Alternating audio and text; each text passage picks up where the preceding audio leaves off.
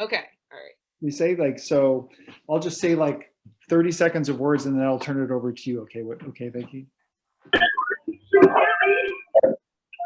right, my And just dad. welcome everybody. Thank you for coming to Vicky's Zoom opening.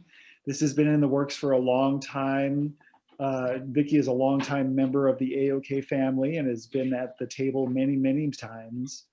I have loved watching you over the years, just sort of like love yourself more and more and more through thick and thin and really figure yourself out. It's been a pleasure to sort of see you on that ride and see how you've handled um, handled growing up and becoming an independent adult with grace and compassion, both for yourself and for others. And I feel that that definitely is reflected in your art.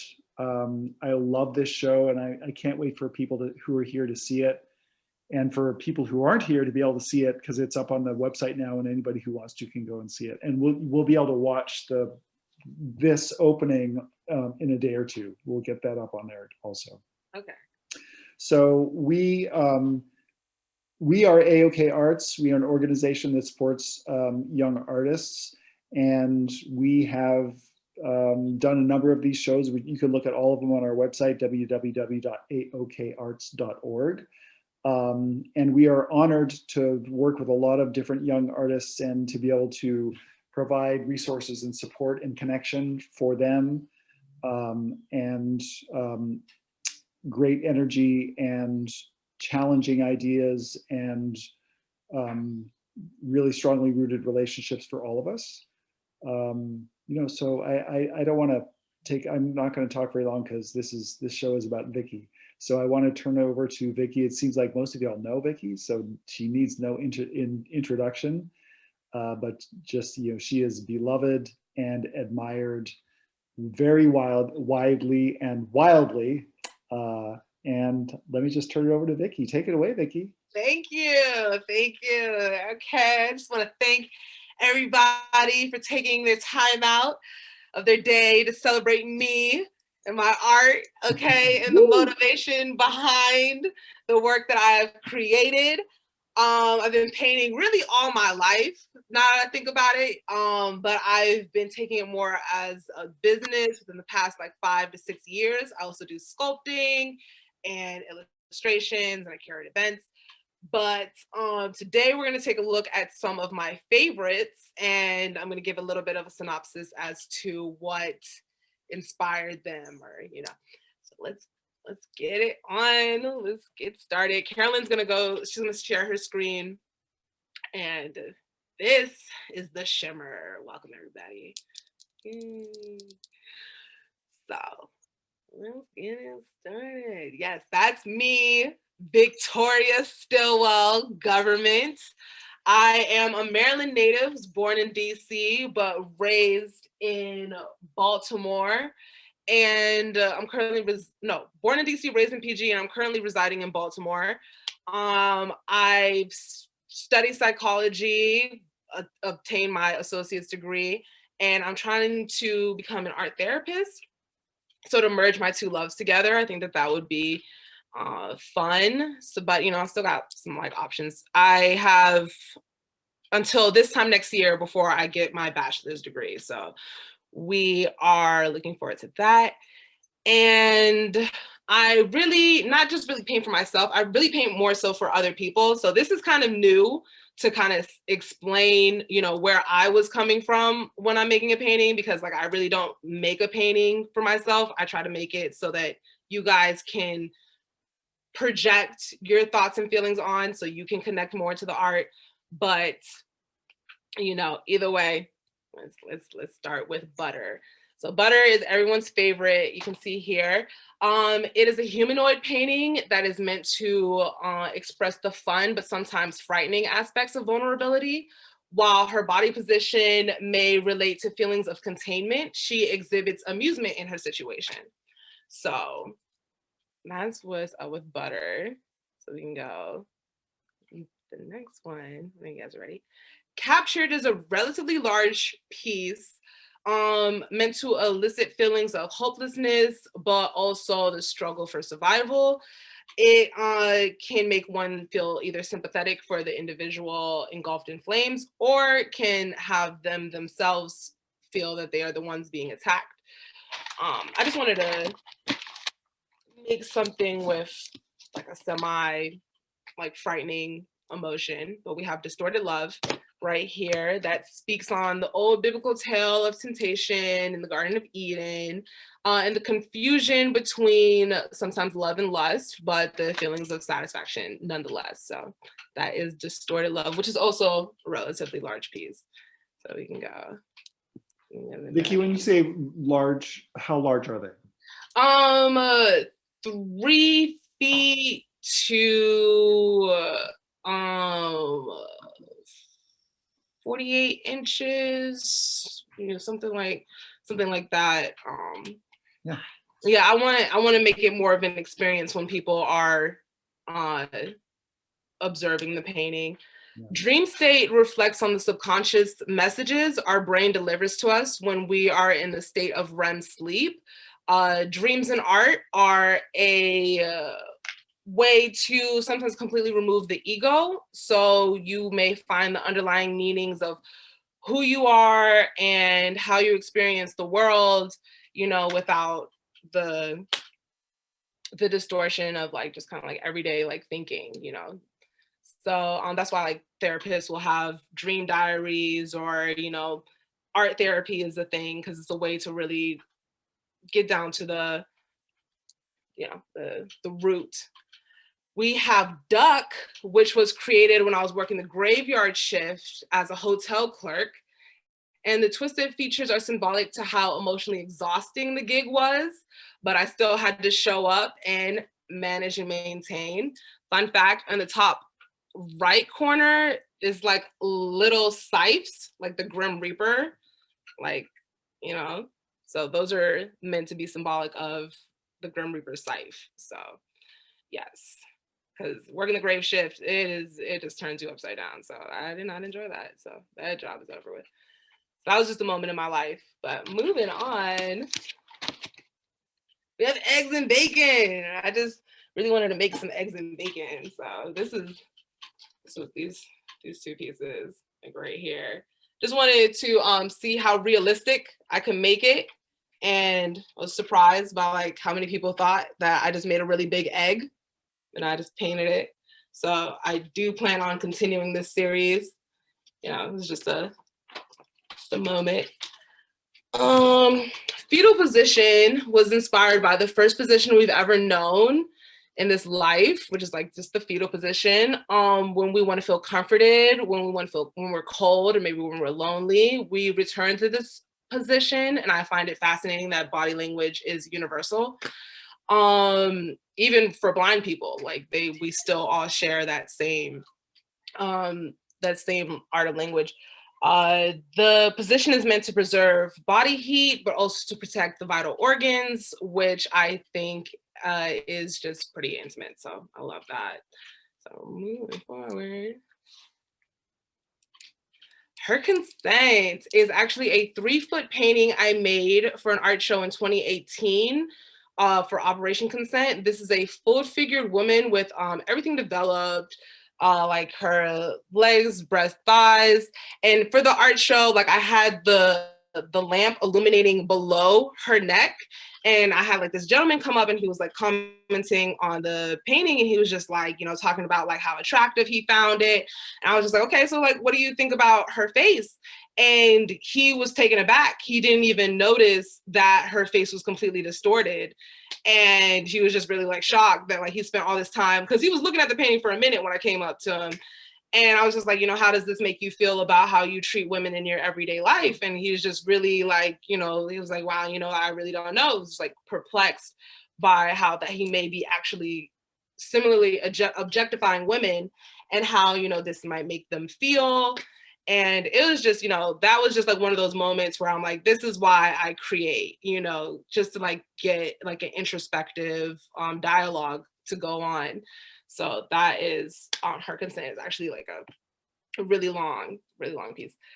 And Rosewater is just a simple abstract piece that was made with acrylic paint and rose water. So like I just use like I spritz the rose water and I like use the paper towel to, you know, absorb it. And yeah, it was just supposed to be a soft and romantic piece right here, and so that as a commission. So moving on, we have Still Grieving. Well, I lost a good friend last year and I'm still grieving, hence the title. His birthday is actually tomorrow. Shout out Thomas.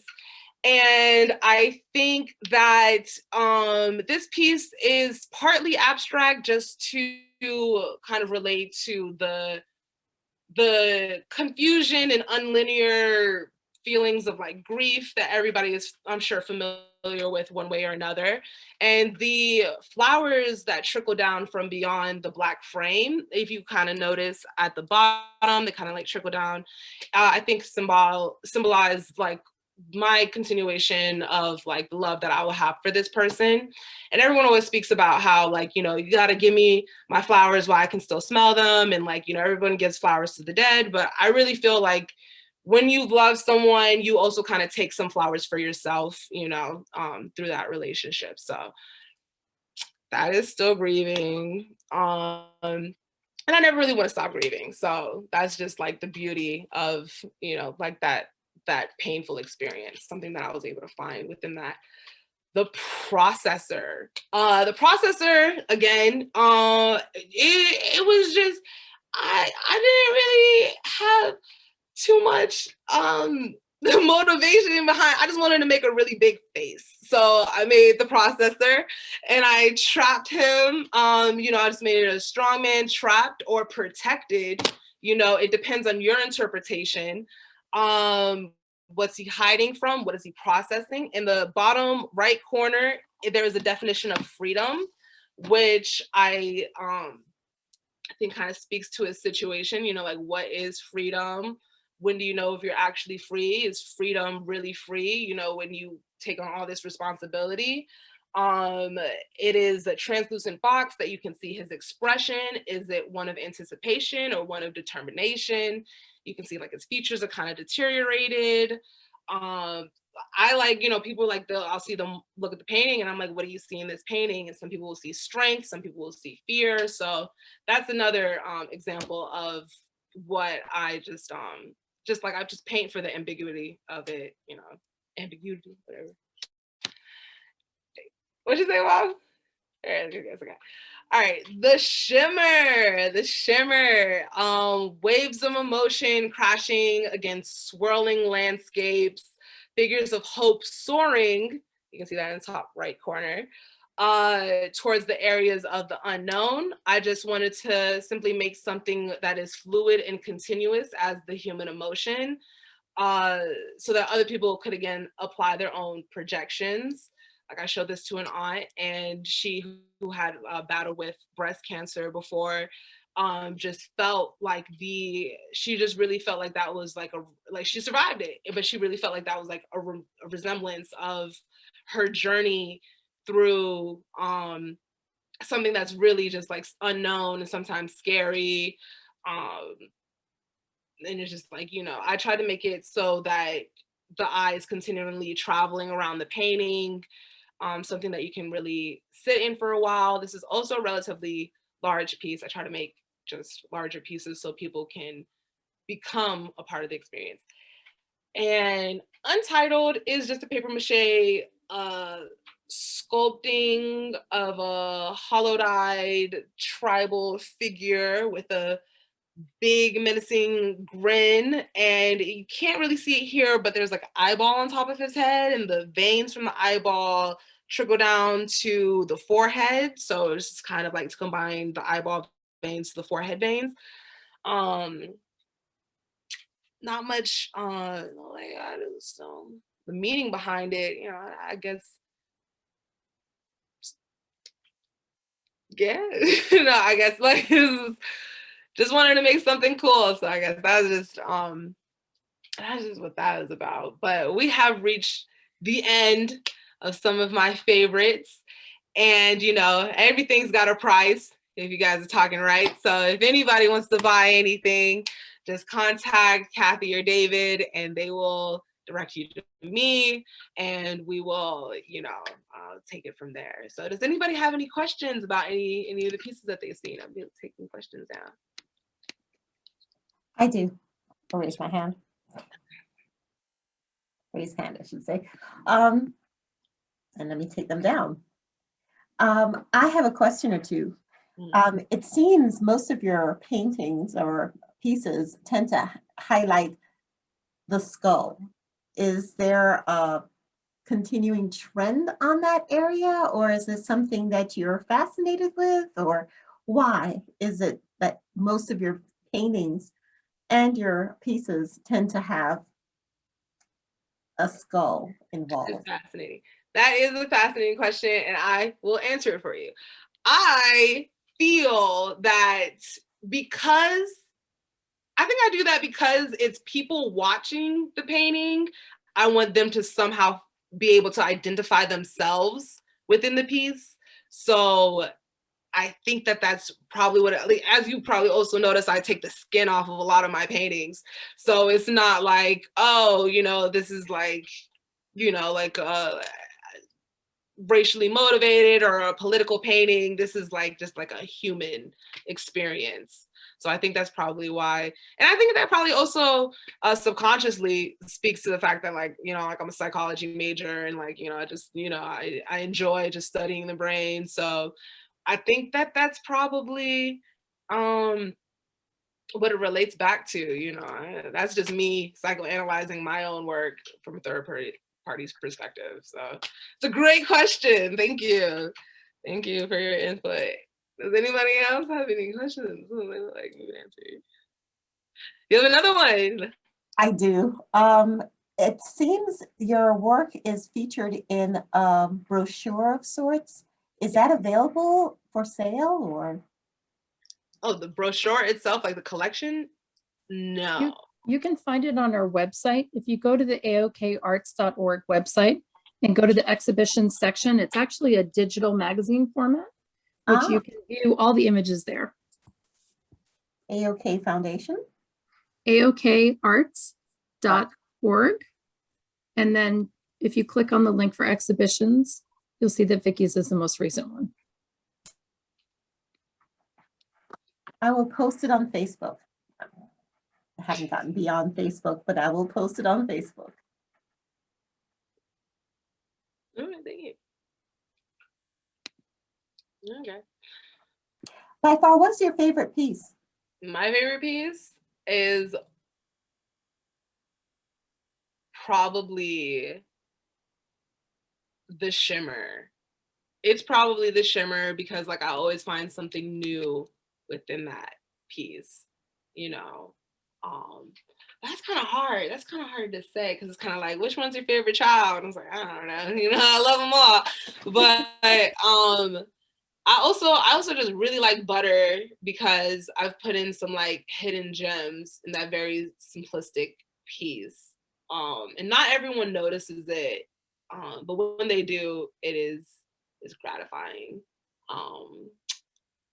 Still Grieving was it wasn't like a sit down, I know what I'm making kind of piece. Like that one was just kind of like that one just like developed over time and it turned out really nice. And I was just kind of like, yep, this is it. So there's a little bit of love in each piece. So I just yeah, I think that was my top 4, I think. But skulls. I have a question. Yeah.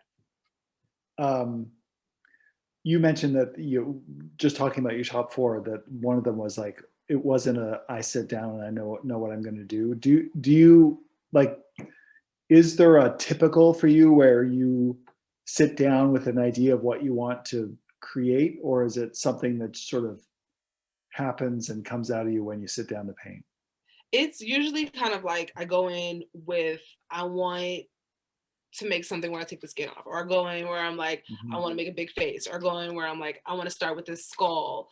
And I just kind of like, what would make this look better? What would make this look easier? What would make this look smoother? and then I build in. So it's just kind of, it's like I go in with like one central idea and then I build on that.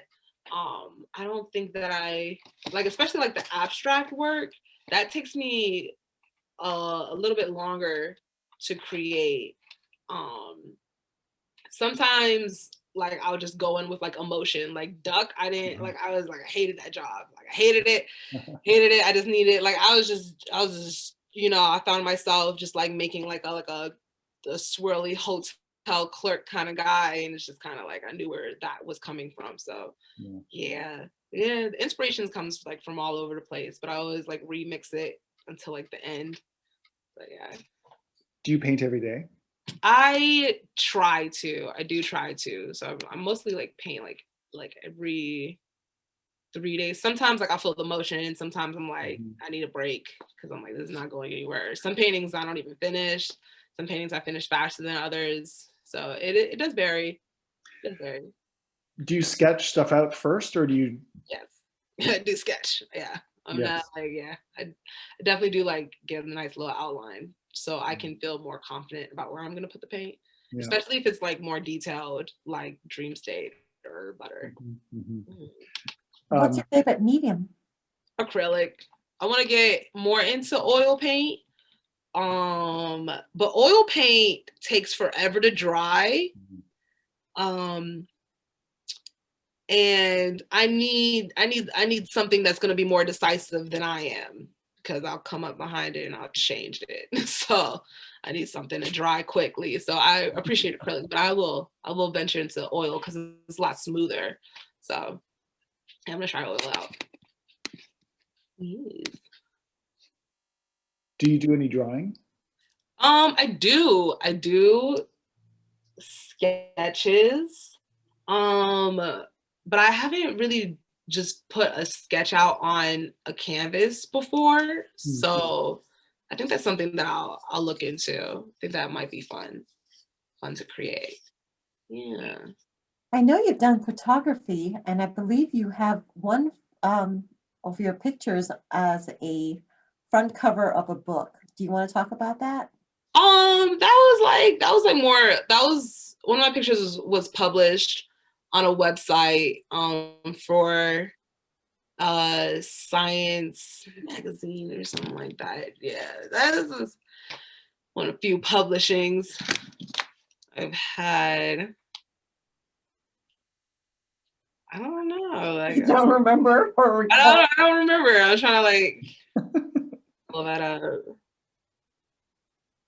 Yeah, this woman had just figured out how to create EEGs for Black people, because you know, like when they put like the disc and the scans on like the scalp, because we have 4C hair, it doesn't like always like get the full image. So she found out ways to clip them into the hair. Oh wow. And I had photographed her, and they interviewed her for Inverse magazine. So that's fine. Yeah. Yeah, anybody else have any questions? Appreciate you guys for all coming out. There's a lot of love. So I had asked you about the sort of halo in Still Grieving around the skull, which I find really, it's really striking. And you had talked a little bit about that to me, but maybe you want to explain to other people your thoughts about why you did the beautiful Black background to that piece. It doesn't have like religious tendency, the religious, like, you know, like the red like halo over it. But it's more so like, I think I was thinking in terms of like the Virgin Mary and like, you know, saints with like the halo over them, like kind of like Michelangelo's paintings. But also I really did create the Black frame behind the skull in Still Grieving, because it's when you have a frame in like a picture or a painting, like the eye like stays in there longer, so to like make it more like visually appealing, and just to direct the focus towards the painting. You know, like I'll do like little strategies like that, like with shimmer. like the waves are kind of crashing down towards kind of like a hole that kind of swirls back up into a tree that points towards the sky, and then there's like a bird that goes down back, you know, like it's kind of like there's different like sciences with the directional lines and different stuff like that. So that's what that was about. Mm-hmm. Yeah. So I come with a little strategy every once in a while. I come with a little strategy. So Do you have a favorite painter or artist that inspires you? oh, that was a good one. I feel like anybody that just paints in general and they're like appealing to me, like that is inspiring. And I'll take like little things, you know, that phrase steal like an artist. Like I'll steal like little things from them. But like I don't really like study like a whole artist and I'm like, yeah, this is where I want to be. But I do have like some like people that I follow on Instagram and I'm kind of like, yeah, I want to get this good. You know, I'll have like inspirations or like Santi, like I love how he does like his abstract and I'm just kind of like I can appreciate and I can respect this artist, you know. So like I'll have respect for various artists and painters, but like I let them do their own lane and I try to like, you know, because then I'll get to like comparing myself and I'll be like, I'm not good enough. And then, you know, so I try not to stalk and obsess, you know, over different so.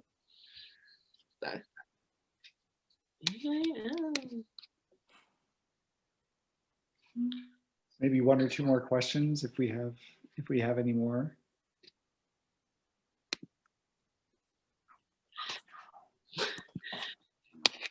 I was going to make the observation that when I first saw Duck, it was the image we were using to promote the show. I saw a man in a uniform when I first looked at it. And because it was called Duck, I thought it might have some relation to the military, like duck and cover kind of a thing. And I was looking at it and had that sort of impression about it. And then you started explaining to me that it was about this really tense time in this hotel uniform. And it's interesting how you can sort of take different things based on, as you said, the psychology of sort of what you're thinking about as you look at an image. Yeah. Yeah, thank you. And it's like I also will name different paintings based off of different like feelings I get when I just look at them. Like Butter, I named it Butter because it's a very smooth painting, it's very sensual painting, it's just very smooth. So I'm like Butter.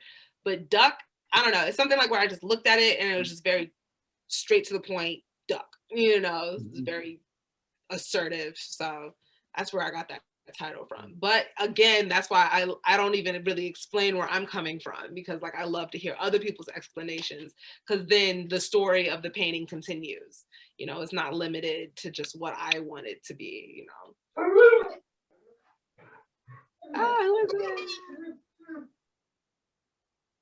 Another Victoria, hello. Hey, sorry. Shut up. That's a good question. That's a good question. Oh yeah. Hey. No, I have a friend named Victoria. I was like, what is this, a glitch? Nah. Tori, mute your thing. The dogs are barking. I gotta, you know. I know, it's okay. I'll show you. Oh my God. Like they'll send the link for the website so you can like click it and like go through the different like what's it called? The presentation. All right, folks. Vicki, great job. Beautiful stuff. Again, if you are interested in purchasing any of Vicki's work, you can contact Carolyn, or I'm not Kathy, that's my wife, David, David at aokarts.org or Carolyn at aokarts.org. And we can connect you directly with Vicki if you're not already directly connected with her. Art is always a good investment. I just So put the link to the show and my email in the chat if anybody needs to grab it from there. awesome. You're so savvy, Carolyn.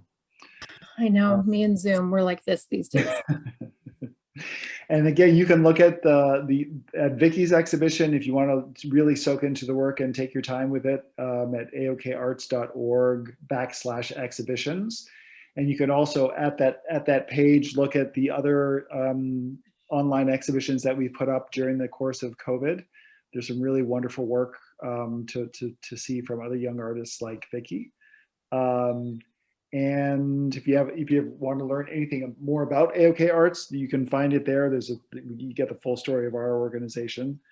I want to thank you all for coming out and seeing the show. And Vicky, thank you so much for being you and for the art that you produce and being such a shining jewel in the world. Thank you. Thank you, David. Thank you guys. Thank you, Amira. Thank you, Aleem, Victoria, Cynthia, everybody that came out, Morgan, Remy, Carolyn, mom and dad, and I love you guys. So Yay. yeah, I'll just keep Good creating. job, Vicky. Thank you, everyone. No. See you next time. Bye. Thanks, job. everybody. Bye. Bye.